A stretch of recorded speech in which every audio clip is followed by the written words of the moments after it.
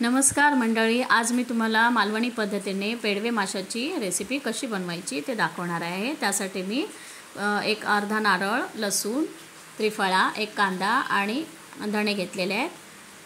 आता मी वाटणामध्ये लाल मिरची पावडर घातलेली आहे। हे कोकम आणि त्रिफळा मी साइडला ठेवलेले आहेत। कढईमध्ये 1 चमचा तेल घातले, त्यामध्ये 4 ते 5 ठेचलेले लसूण, थोडासा कांदा,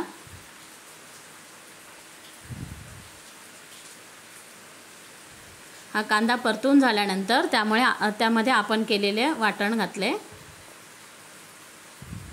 आणि मी माशाला अगोदरच मीठ आणि हळद लावून ठेवली होती। आता मी यामध्ये मासे घालते।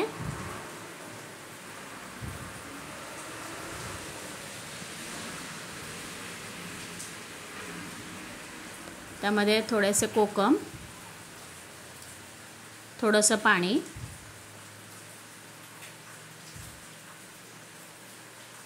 चवीनुसार मीठ आणि वरतून थोडीशी कोथिंबीर। आता आपल्या त्रिफळा टाकायचे। ही बघा, छान मालवणी पद्धतीने आमटी तयार झालेली आहे। आपलं जेवण तयार आहे। माझी रेसिपी कशी वाटली कमेंटमध्ये नक्की सांगा। चॅनलला लाईक सबस्क्राईब करायला विसरू नका। धन्यवाद।